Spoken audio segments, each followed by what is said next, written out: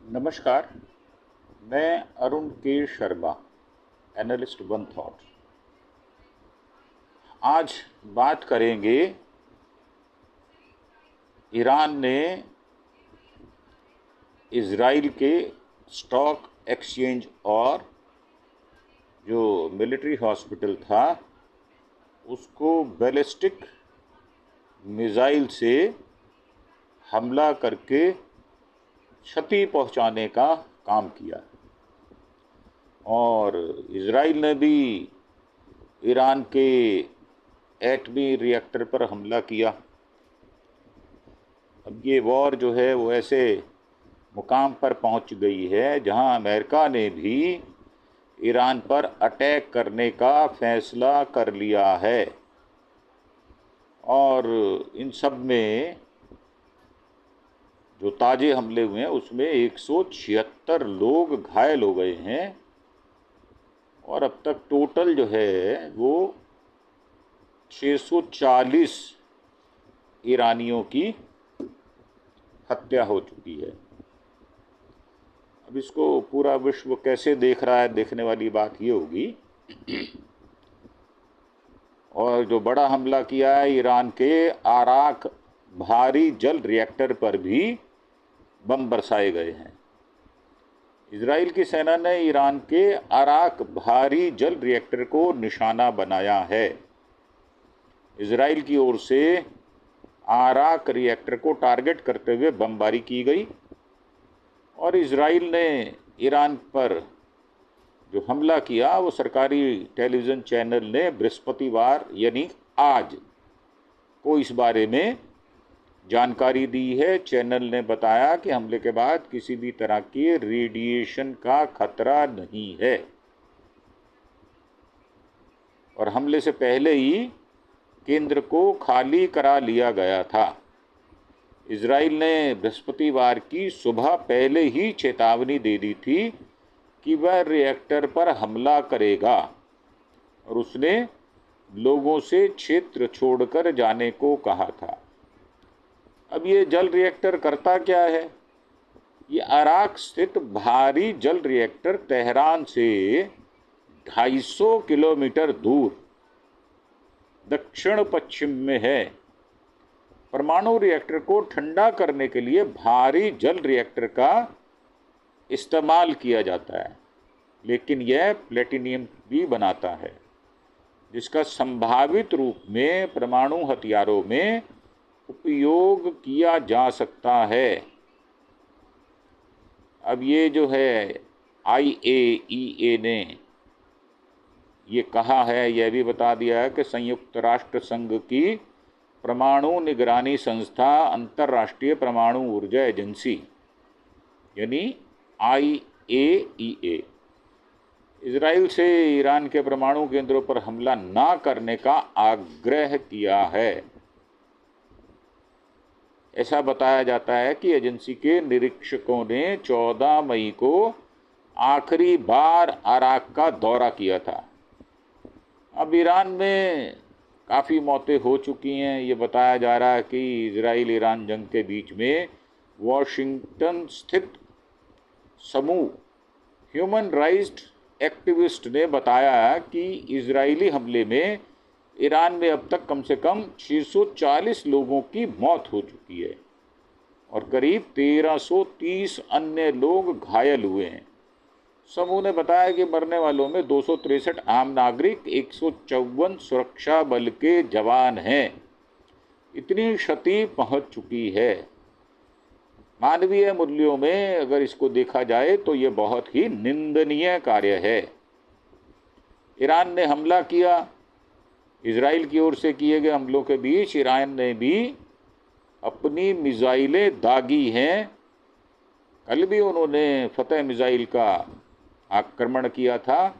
ईरानी मिसाइलों से इजराइल के दक्षिण स्थित मुख्य अस्पताल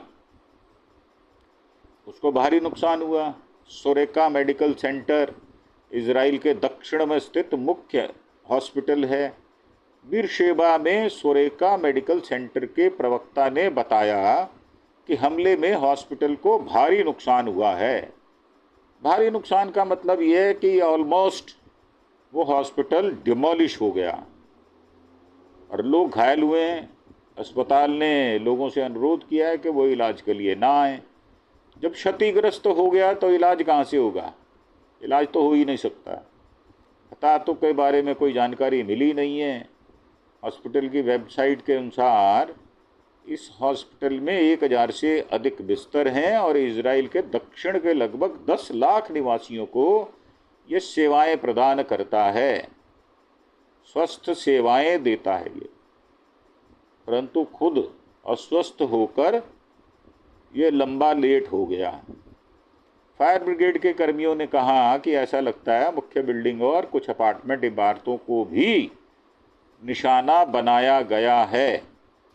इस बात की तत्काल जानकारी मिल नहीं रही या संभव नहीं है कि इन हमलों में कोई हताहत हुआ या नहीं हुआ। यह हमला ऐसे समय में हुआ जब इजराइल ने ईरान के आराक भारी जल रिएक्टर पर हमला किया।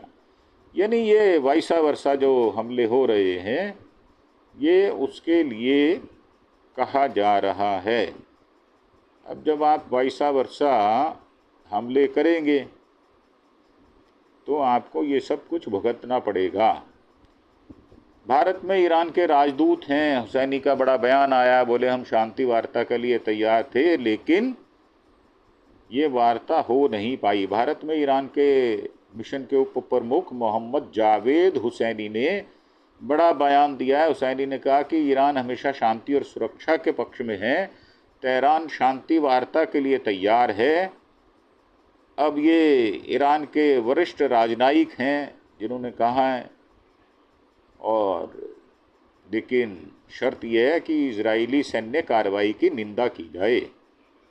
भारत में ईरान के मिशन के उप प्रमुख मोहम्मद जावेद हुसैन ने ये पीटीआई रेडियो के साथ बातचीत करते हुए, वीडियो में बातचीत करते हुए कहा है कि अमरीकियों को दबाव डालना चाहिए और दूसरे पक्ष को बातचीत की मेज पर लाना चाहिए। बातचीत के दौरान हुसैनी ने आरोप लगाया इजरायली शासन ने कुछ निराधार आरोपों के बहाने से हम पर हमला किया। उन्होंने कहा कि वास्तव में हमने आत्मरक्षा के लिए संयुक्त राष्ट्र चार्टर का सहारा लेने की कोशिश की और जवाबी कार्रवाई की। अब शांति और सुरक्षा के पक्ष में है ईरान, ये बात ठीक भी हो सकती है। उन्होंने कहा कि ईरान ने दिखाया कि हम अपने देश विदेशी नागरिकों सहित अपने लोगों की रक्षा करने में सक्षम हैं। आरोप लगाया कि इजराइल की सैन्य कार्रवाई ने गैर सैन्य स्थलों पर भी हमले किए, निशाना बनाया।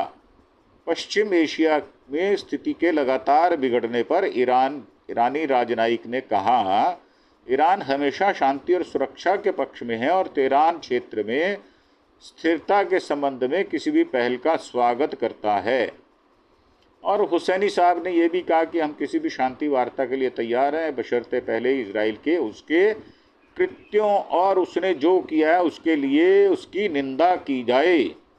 यह पूछे जाने पर कि तनाव को कम करने में भारत क्या भूमिका निभा सकता है, तो हुसैनी साहब ने कहा है कि हम उम्मीद करते हैं कि भारत एक मित्रवत और बंधुत्व वाले देश के रूप में अंतर्राष्ट्रीय समुदाय के साथ सामूहिक कार्रवाई में इजराइल शासन पर शत्रुता को रोकने के लिए दबाव डालेगा।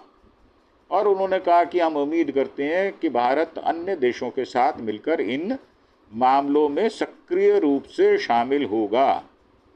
ईरान में जारी है इजराइल के हमले। ईरान की राजधानी तेहरान पर इजराइल के भीषण हमले जारी हैं। इजराइल ईरान के परमाणु कार्यक्रम और उसकी बैलिस्टिक मिसाइलों की क्षमताओं को नष्ट करना चाहता है। ऑपरेशन राइजिंग लायन के तहत इजराइल ने ईरान के बड़े क्षेत्र पर कई हमले किए हैं। तेहरान ने भी तेल अवीव को चेतावनी देने के बाद जवाबी कार्रवाई की है। अब इसमें जो राजदूत है वो बोल रहे हैं, भारत में इजराइल के राजदूत बोल रहे हैं, रुवेन अजार। इन्होंने मंगलवार को कहा था कि इजराइल ने ईरान के परमाणु कार्यक्रम और मिसाइल क्षमताओं को कमज़ोर करने के लिए सैन्य कार्रवाई की है। उन्होंने दावा किया था कि यह उनके देश के लिए खतरा है उन्होंने कहा था कि इजराइल से ईरान की सैन्य क्षमताओं को कम करने के लिए उसके सैन्य स्थलों को निशाना बना रहा है। अब इसमें इजराइल के जंग के बीच अमेरिका कूदने जा रहा है, तो अमेरिका के ट्रंप ने हमले की योजना को मंजूरी दे दी है। अब ये अमेरिका बंदर की तरह कूदेगा, ट्रंप जो है बंदरों वाला डांस दिखाएगा, बड़बोला है, बकवास करेगा और अंट शंट बोलता रहेगा, जो उसके मन में आएगा वो बकवास करेगा। ट्रंप एक मस्खरा टाइप का झूठ बोलने वाला आदमी है। इजराइल और ईरान के बीच जंग में अब अमेरिका भी शामिल होने जा रहा है। अमेरिकी राष्ट्रपति डोनाल्ड ट्रंप ने जंग को लेकर बड़ा फैसला कर लिया है। ट्रंप ने ईरान के खिलाफ हमले की योजना को मंजूरी दे दी है। इजराइल और ईरान के बीच जंग जारी है। दोनों देशों एक दूसरे पर ताबड़तोड़ हमले कर रहे हैं। इस बीच जंग में अमेरिका की एंट्री को लेकर बड़ी खबर सामने आई है। ईरान इजराइल युद्ध में कूदने के लिए अमेरिका पूरी तरह से तैयार है। अमेरिका ने बंदर की ड्रेस पहन ली, ऐसा लग रहा है। America media wall street journal ने ट्रंप के इस फैसले से जुड़े 3 लोगों के हवाले से बताया है कि अमेरिकी राष्ट्रपति डोनाल्ड ट्रंप ने ईरान के खिलाफ हमले की योजना को मंजूरी दे दी है। तो ये बड़ा राष्ट्रीय कार्य किया है उन्होंने, ट्रंप साहब ने। अब ट्रंप को आदत है बंदर बन के, लिपस्टिक लगा के और डुगडुगी बचा के डांस करने की और झूठ बोलने की। भारत के लिए भी 12-13 बार ये आदमी झूठ बोल चुका। इसका कोई एतबार नहीं, क्या करेगा। वो खुद कहता है मुझे खुद नहीं पता मैं क्या करूँगा। तो एक मानसिक रोगी डोनाल्ड ट्रंप नाम का आदमी क्या करेगा, पूरे विश्व को बर्बादी के रास्ते पर चलाने की योजना बना रहा है। अब ईरान के फैसले पर नज़र है। ट्रंप की ओर से हमले की योजना को मंजूरी दिए जाने के बाद फिलहाल यह देखने के लिए फाइनल ऑर्डर को रोक दिया गया है कि ईरान की सरकार अपने परमाणु कार्यक्रम को रोकती है या नहीं है। यह बिल्कुल बच्चों जैसी हरकत है। मान जा, वो कह रहा नहीं मानता, कह रहा मान जा नहीं मानता, मान जा नहीं मानता। अब ये डुगडुगी बजाता ट्रंप बार बार कह रहा मान जा। अगर ईरान परमाणु कार्यक्रम नहीं रोकता तो फिर अमेरिका इजराइल की तरफ से ईरान के खिलाफ जंग में शामिल हो जाएगा। इस बीच इजराइल ने एक बार फिर ईरान पर एयर स्ट्राइक की है। ये स्ट्राइक तेहरान और उसके आसपास ईरान के सैन्य ठिकानों पर की गई है। अब ट्रंप ने किया था बड़ा दावा। इससे पहले इजराइल और ईरान के बीच जंग को लेकर डोनाल्ड ट्रंप ने बड़ा दावा किया था। ट्रंप ने कहा था कि ईरान वार्ता के लिए व्हाइट हाउस आने को तैयार है, लेकिन उनका जवाब था कि अब बहुत देर हो चुकी है। ट्रंप के शब्दों में मैंने कहा कि बात करने के लिए बहुत देर हो चुकी है भाई साहब, लेट हो गए हो, आपकी ट्रेन छूट चुकी है। उन्होंने 2 सप्ताह पहले मुझसे बातचीत क्यों नहीं की। तो एक तानाशाह की क्या लैंग्वेज हो सकती है वो आप देख ही रहे हैं। तो ट्रंप ने खुमैनी को कहा good luck. Donald Trump Iran के सर्वोच्च नेता आयतुल्लाह अली खुमैनी की उस प्रतिक्रिया पर भी जवाब दिया था जिसमें उन्होंने कहा कि सरेंडर करने से मना कर दिया था। अब ट्रंप ने कहा था कि मैं उन्हें बस गुड लक कहूँगा, धैर्य खत्म हो चुका, बेसब्री बढ़ चुकी, पागलपन मेरे दिमाग में छा गया है। ये डोनाल्ड ट्रंप नहीं बोल रहे, ये मैं अपनी तरफ से बोल रहा हूँ। और उनका देश खंडर हो चुका है, कई लोग मारे गए हैं और यह दुखद है। ट्रंप से जब ईरान पर हमले के बारे में सवाल पूछा गया तो उनका जवाब था हमला करूंगा या नहीं अभी कह नहीं सकता, क्योंकि ट्रंप को खुद ही नहीं पता हमला कब करना है नहीं करना, करना है तो कैसे करना है। तो ये अभी सिरफिरा डोनाल्ड ट्रंप मानसिक रोगी अभी फैसला लेने के दिमागी परिस्थिति में नहीं है। मुझे लगता है उसको किसी साइकेट्रिक को अपने आप को दिखाना चाहिए ताकि उसके दिमाग की जांच हो सके। अब वो कर क्या रहा है? कर ये रहा है कि असीम मुनीर के साथ लंच के दौरान ट्रंप ने पाकिस्तान का बता दिया अहम खिलाड़ी। और क्या कहा? असीम मुनीर के साथ लंच के दौरान ट्रंप ने पाकिस्तान को बता दिया अहम खिलाड़ी। अब अमेरिकी राष्ट्रपति ने पाकिस्तान के आर्मी चीफ असीम मुनीर, मुल्ला मुनीर कहना चाहिए इसको, मौलाना मुनीर से मुलाकात की। ट्रंप के दौरान पाकिस्तान को लेकर बड़ा बयान दिया। ट्रंप ने पाकिस्तान को अहम खिलाड़ी बता दिया और खुद जो है वो बैठ गया पवेलियन में मज़े लेने के लिए। क्यों भाई ट्रंपवा, ऐसा क्यों कर रहा है यार? अमेरिका के राष्ट्रपति डोनाल्ड ट्रंप और पाकिस्तान के सेना प्रमुख और फील्ड मार्शल असीम मुनीर के मुल्ला, इसके पहले नाम के पहले मुल्ला लगाना पड़ेगा, मुल्ला मौलाना मुनीर के बीच व्हाइट हाउस में अहम बैठक हुई। पाकिस्तानी सेना प्रमुख मौलाना मुनीर की ट्रंप से मुलाकात भारत और पाकिस्तान के बीच 4 दिन तक चले सैन्य संघर्ष के दौरान कुछ सप्ताह बाद हुई। इस बंद कमरे में जो बैठक हुई उसमें इजराइल और ईरान के मध्य बढ़ते तनाव के बीच हुई, जिसमें ट्रंप वाशिंगटन की संभावित भागीदारी पर विचार कर रहे हैं। इस्लामाबाद तेहरान के साथ अपने घनिष्ठ संबंधों के लिए जाना जाता है। G7 समिट छोड़कर वाशिंगटन लौटे थे ट्रंप। जियो न्यूज़ की रिपोर्ट के मुताबिक मुल्ला मुनीर या मौलाना मुनीर ने व्हाइट हाउस में दोपहर के भोजन पर राष्ट्रपति ट्रंप से मुलाकात की। ट्रंप इजराइल ईरान संघर्ष के कारण पश्चिम एशिया में तनाव बढ़ने के बीच G7 शिखर सम्मेलन के लिए कनाडा के कनानस की अपनी यात्रा को बीच में छोड़कर मंगलवार सुबह वाशिंगटन लौट आए थे। और पाकिस्तान है अहम खिलाड़ी, ये राष्ट्रपति ट्रंप ने बैठक के बाद पत्रकारों से बात करते हुए कहा। हमने ईरान इजराइल के मुद्दे पर बातचीत की। पाकिस्तान ईरान को हमसे बेहतर समझता है और क्षेत्रीय शांति के लिए एक अहम खिलाड़ी है।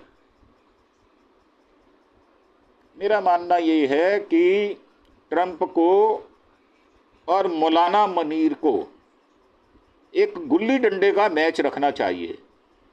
अब वो गुल्ली कहाँ गिरेगी, डंडा किसके हाथ में होगा, ये आपस में डिसाइड कर लें, गुल्ली डंडे का मैच खेल लें एक बार। तो पाकिस्तान ईरान को हमेशा हमसे बेहतर समझता है और क्षेत्रीय शांति के लिए एक अहम खिलाड़ी है। ट्रंप ने माना है पाकिस्तान की क्षेत्रीय समझ और प्रभाव को देखते हुए वह इस बढ़ते संघर्ष को कूटनीति के जरिए कम करने में मदद कर सकता है। ट्रंप और पीएम मोदी के बीच बातचीत हुई फ़ोन पर। दिलचस्प बात यह है कि प्रधानमंत्री मोदी के साथ फ़ोन पर बातचीत के दौरान ट्रंप ने उनसे आग्रह किया क्या वह कनाडा से लौटते समय अमेरिका में रुक सकते हैं। इस बारे में विदेश सचिव विक्रम मिस्री ने बताया, प्रधानमंत्री ने पूर्व निर्धारित कार्यक्रम के कारण ऐसा करने में अपनी असमर्थता व्यक्त की। फ़ोन पर बातचीत में मोदी ने ट्रंप से कहा कि अमेरिका की मध्यस्थता के बिना दोनों सेनाओं के बीच सीधी बातचीत के बाद भारत और पाकिस्तान ने पिछले महीने अपनी सैन्य गतिविधियों को रोक दिया था। अब ट्रंप ऐसी बात कह रहा है कि क्या यार जनकपुरी जा रहा है क्या, तो कह रहा है नहीं मैं तो शादरे जा रहा हूँ। और वो कह रहा है शादरे जा रहा है तो शादरे जाते हुए रास्ते में मुझे जनकपुरी छोड़ जाइयो। ये ट्रंप का दिमाग है, पगलाया घोड़ा कैसे मच्छर जाता है, ये ट्रंप वही बात कर रहा है। इसको पता ही नहीं है कि वहाँ से अगर उधर जाए तो देश का प्रधानमंत्री जो है अपने कार्यक्रम के लिए आपसे आपके कहने पर क्यों बदलेगा। वो हमारे देश का प्रधानमंत्री है, हमारी प्रतिष्ठा है, हमारा सिरमौर है। वो आप जैसे एक घटिया इंसान के कहने पर अपना रूट क्यों चेंज करेगा।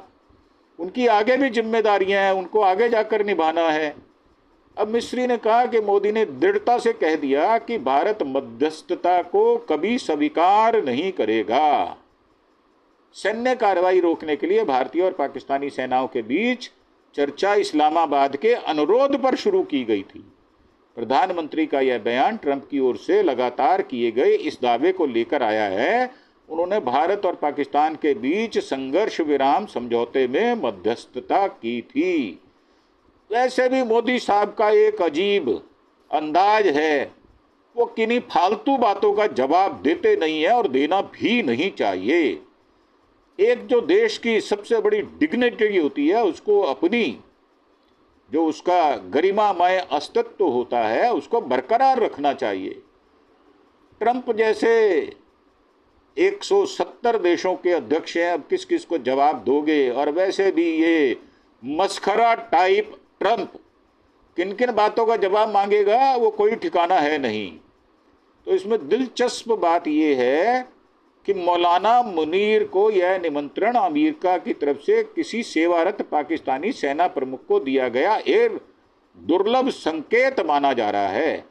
अयूब खां, जियाउल हक, परवेज मुशर्रफ जैसे पाकिस्तानी सेना प्रमुखों को इस तरह के निमंत्रण मिलने के कई उदाहरण हैं, लेकिन वो राष्ट्रपति के पद पर भी थे, ये कहा गया है। और फिर उसके बाद हमारे मोदी साहब क्रोएशिया से रवाना हो गए उसके लिए, और ये बड़ा संदेश दिया कि समस्याओं का समाधान, ये बहुत बड़ी बात कह दी उन्होंने, बहुत समझदारी की बात की है कि समस्याओं का समाधान युद्ध के मैदान से नहीं आ सकता। जब तक आप शांति वार्ता टेबल के अक्रॉस बैठकर बातचीत नहीं करेंगे तो शांति का हल ढूंढना असंभव है। वैसे तो ट्रंप को नोबेल शांति पुरस्कार चाहिए भाई साहब, और मौलाना मुनीर ने कहा भी है, सिफारिश कर दी है उन्होंने कि भाई इस सिर फिरे आदमी को, इस दिमागी हालत के ठीक ना होने वाले मानसिक रोगी को शांति पुरस्कार, नोबेल शांति पुरस्कार दे दो तो इसके कलेजे को ठंडक पहुंचे, ये उन्होंने कह दिया है। ट्रंप के बयान पर ईरान का पलटवार, कहा हमारा कोई अधिकारी व्हाइट हाउस की चौखट पर नहीं गया, यानी कि आपकी चौखट पर जाकर घुटना नहीं टेकेंगे। अगर आपको लगता है कि हम समझदार लोग हैं, सेंसिटिव लोग हैं और बातचीत द्वारा इस समस्या का हल निकाला जा सकता है, तो अक्रॉस द टेबल आपको बैठना होगा। तो ये थी हमारी प्रस्तुति आपके लिए। आपको कैसी लगती है? क्योंकि ट्रंप भारत के विषय में बहुत बार अनर्गल बातचीत कर चुका है, इसलिए हमें बीच बीच में उसको तमगे देने पड़ते हैं। ऐसा मानसिक रोगी पूरे विश्व में अकेला है, जो कि सबसे ताकतवर देश का राष्ट्रपति भी है। ये भारत के लिए दुर्भाग्य की बात है, अमेरिकियों के लिए ये सौभाग्य की बात हो सकती है, परंतु जब हमारे प्रधानमंत्री को बार बार आप नीचा दिखाने की कोशिश करेंगे तो हम भी आपकी इज्जत में ऐसे घटिया चांद लगाएंगे, जरूर आपको लगवाने भी पड़ेंगे। इसी के साथ आपको ये प्रस्तुति कैसी लगती है कृपया नीचे कमेंट बॉक्स में जाकर अवश्य बताएं, और साथ ही हमारे चैनल अरुण के शर्मा एनालिस्ट वन थॉट को सब्सक्राइब जरूर करें। आपका एक सब्सक्रिप्शन हमें यह हिम्मत देता है कि हम बेबाक होकर अपनी बात को बोल सकते हैं और हिंदुस्तान का जो पक्ष है उसको निष्पक्ष तौर पर आपके सामने पेश करने की हिम्मत आपके सब्सक्रिप्शन से मिलती है हमको।